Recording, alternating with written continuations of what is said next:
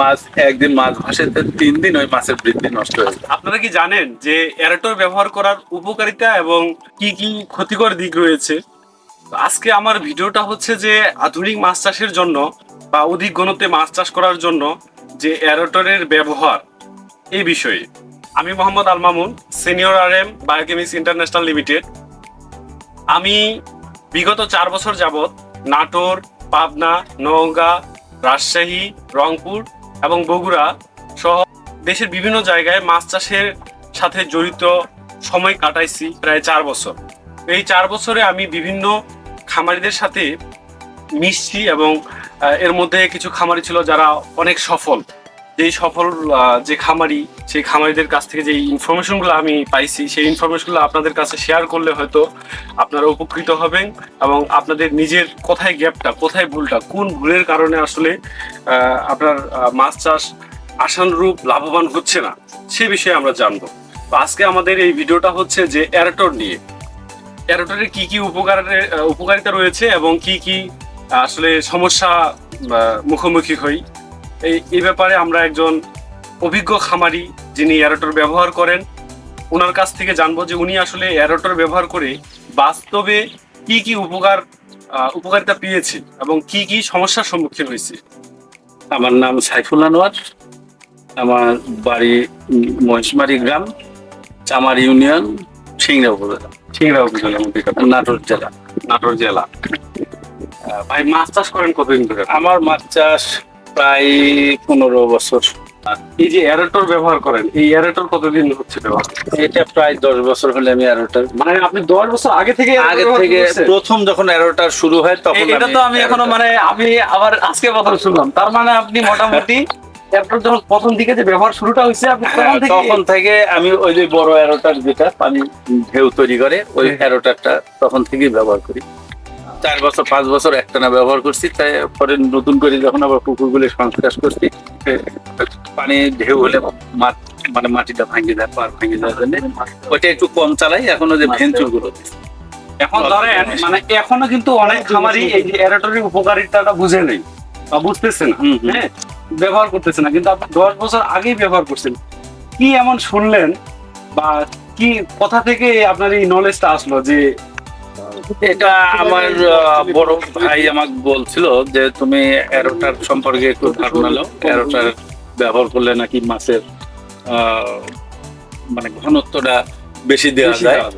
যদি 1 বিঘায় মানে 33 শতকে যদি 200 বা 250 বা 300 দেওয়া যায়, তো এইভাবে দিলে হয়তো 500 দেওয়া যেত। অধিক ঘনত্বে মাছ চাষ করা যাবে অল্প জায়গা। আর এটা অক্সিজেনের স্বল্পতা দূর করে। আর মাছ মূলত অক্সিজেনের কারণেই বৃদ্ধিটা ব্যাহত হয়, অক্সিজেন কম হলে মাছ বাড়ে কম। তো অ্যারোটার ব্যবহার করে আমি দেখছি আসলেও মাছটা ওই তুলনামূলক যেখানে অক্সিজেন মেশিন বা অ্যারোটার দেয়া নাই তার চেয়ে একটু বাড়ে। আর যে পুকুরে অক্সিজেন দেওয়া আছে আপনার মাছ বাড়ে ভালো, মাছ বৃদ্ধি পায় অন্য পুকুরের চেয়ে একটু বেশি, আবার অনেক ঘনত্ব মাছ দেওয়া যায়। দুইটা উপকার। আর আরেকটা সমস্যা মানে সমাধান হয় যে পুকুরে এই অ্যারোটার বা অক্সিজেন মেশিন চালানো যায়, এই পুকুরে মাছ ভাসে কম। মাছ ভাসে কম। আর আমরা এটাও জানি বা ইয়ে করছি যে যদি মাছ একদিন মাছ ভাসে 3 দিন ওই মাছের বৃদ্ধি নষ্ট হয়ে যায় যদি গ্যাস হয়। আর আমি অ্যারোটার কিনছিলাম হচ্ছে 58,000 টাকা দিয়ে। ওইটা ডাবল স্পিড? হ্যাঁ, না ডাবল স্পিড। হ্যাঁ। আর এই ভেঞ্চুর গুলো আপনার 16,500 টাকা, দামেও কম, আবার উপকারিতা আমার মনে হয় ওর চেয়ে বেশি। একটা ভেঞ্চুরি অ্যারেটর ধরেন নজেলের আছে আপনার? আমার কাছে আছে হচ্ছে 8 নজেল। 8 নজেলের যে ভেঞ্চুরি অ্যারেটর, এটা কত বিঘাতে সাপোর্ট দিতে দেওয়া যেতে পারে? আমার তো 6 বিঘার উপরেই লাগাইছি, এটা সাপোর্ট দিচ্ছে। 6 বিঘার উপরে সাপোর্ট দিচ্ছে। আবার দাম কত? 16,500 টাকা। 16,500 টাকা। না এত কম খরচে এটা বিদ্যুৎ বিল কেমন আসে? বিদ্যুৎ বিল খুব কম আমার মনে হয়। আমি তো প্রতিদিন চালাই হচ্ছে আপনার সর্বোচ্চ 3 ঘন্টা। ক্ষতিকর কি কি দিক পাইছেন? মানে কোন ধরনের ক্ষতিকর দিক পাইছেন? এটা ক্ষতি আমার কাছে তেমন মনে হয় না। ওই অ্যারোটারটা চালালে অনেক সময় আপনার মাটি যদি আপনার বেলে মাটি হয় তাহলে পাটটা বেশি ভাঙে। পার ভাঙার পার কিন্তু ভাঙে। আপনার পুকুর ঘুরে আমরা যতটুকু দেখছি পার তো ভাঙার মনে হয় না। আমি এখন ওই অ্যারোটারটা খুব কম ব্যবহার করি, বেশি ব্যবহার করি হচ্ছে ভেঞ্চুর। এটাতে তো আসলে ঢেউ হয় না। ভেন্টিলেটরের একটু ইয়া হ্যাঁ, ঢেউ কম কিন্তু এত অক্সিজেন। আর আরেকটা কাজ কি, আমি প্রথমে ভেঞ্চুরটা কিনছিলাম, কিন্তু এখন যেগুলা আমি ওইটা নিজেরাই তৈরি করতে পারতেছি। মানে ওই নজেল টজেল যেগুলো লাগে ওগুলো নিজেই কিনে নিয়ে এসে সেট করিয়া আমি আমারটা তো দিছি, আমি আমার বন্ধুরা যারা আছে পরামর্শ নেয়, আমি তাদের উপরে অনেকে এই ভেঞ্চুর সেট করতেছি, আমি নিজেই তৈরি করি। নিজে তৈরি করে দিতে। আচ্ছা, আমার যদি এরকম হয় যে বেশি না, আমি জানি আপনি ব্যস্ত থাকেন, ধরেন কেউ একজন চাইলো যে একটা ভেন্টিলেটর বানায়, তাহলে ধরেন আমরা বানানোটা শিখাই দিলাম বা আপনি বানাই দিলেন একটা, এরকম সহযোগিতা করবেন তো? হ্যাঁ, অবশ্যই অবশ্যই, আমি আমি এটাতে খুব খুশি হই যদি আমার কাছে কেউ কোনো পরামর্শ নেয়, আমার ভালো লাগে। বা উপকার পায়। হ্যাঁ, উপকার যদি মানুষের হয়, আমি বুঝতে পারলে সেটা আমি আগ্রহ করি। বিজ্ঞান কি বলে? বিজ্ঞান বলতেছে যে যখন আমরা পুকুরে অ্যারোটর ব্যবহার করি, অ্যারোটর ব্যবহার করার ফলে পানিতে একটা ঢেউ সৃষ্টি হয়। ঢেউ সৃষ্টি হওয়ার কারণে আপনার যে বাতাস থেকে অক্সিজেন পানির সাথে দ্রবীভূত করে দেয়, যে ডিজলভ অক্সিজেনের মাত্রাটা বাড়ায়। এবং দেখা যায় যে অনেক সময় আমাদের পুকুরে, বিশেষ করে রাত্রের সময় সূর্যের অনুপস্থিতিতে সালেক সংশ্লেষণ প্রক্রিয়াটা ঘটে না। সেটা কি, আপনার যখন পুকুরে যে ক্ষুদ্র ক্ষুদ্র যে সবুজ উদ্ভিদ কণাগুলো আছে, এই উদ্ভিদ কণাগুলো কিন্তু আমরা যদি গাছপালার সাথে তুলনা করি, যেমন গাছ থেকে আমরা হচ্ছে অক্সিজেন পাই এবং আমাদের কার্বন ডাই অক্সাইডটা গাছ শোষণ করে, ঠিক তেমনি পুকুরে এই সেম ঘটনাটা ঘটে।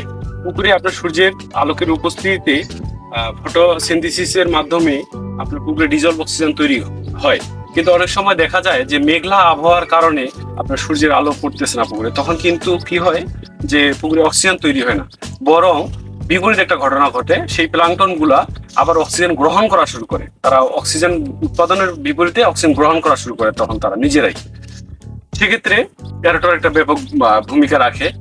এরপরে আপনার হচ্ছে অ্যারোটরের যখন একটা ঢেউ সৃষ্টি করে বা পানিতে একটা ফ্লো তৈরি করে, এই ফ্লো বিপরীতে মাছ চলাচল করতে পারে। তাহলে কি হয়, মাছটা আপনার মাছের মানে অনেকে বলে ব্যায়াম হয়। আসলে বিজ্ঞান বলতেছে বা আমরা যে তথ্যটা পাইছি, যে যখন ওই ফ্লোর বিপরীতে চলাফেরা করে, তখন হচ্ছে আপনার মাছের যে ময়লা থাকে শরীরে, এই ময়লাগুলো চলে যায় এবং পুকুরের তলদেশে যে গ্যাস থাকে, বিভিন্ন হাইড্রোজেন সালফাইড, নাইট্রোজেন, অ্যামোনিয়া, এই ধরনের যে গ্যাসগুলো থাকে, এই গ্যাসগুলা কমাইতে সাহায্য করে এবং সহজে হইতে দেয় না।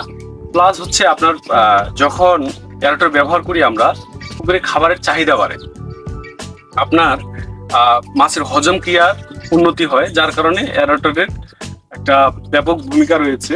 এরপরে অ্যারোটর ব্যবহার করলে আপনার ধরেন কোনো একটা ওষুধ আপনি প্রয়োগ করতেছেন পুকুরে, সেটা প্রোবায়োটিক্স বা আদার্স যে কোনো ওষুধ প্রয়োগ করতেছেন, চুন লবণ দিচ্ছেন, তখন যদি একটু অ্যারোটরটা চালু করে রাখেন, তাহলে আপনার সমস্ত পানির মধ্যে সেটা কিন্তু মিশ্রিত হয়ে যাবে এবং তার রেজাল্টটা কিন্তু আশানুরূপ আরো ভালো পাবো।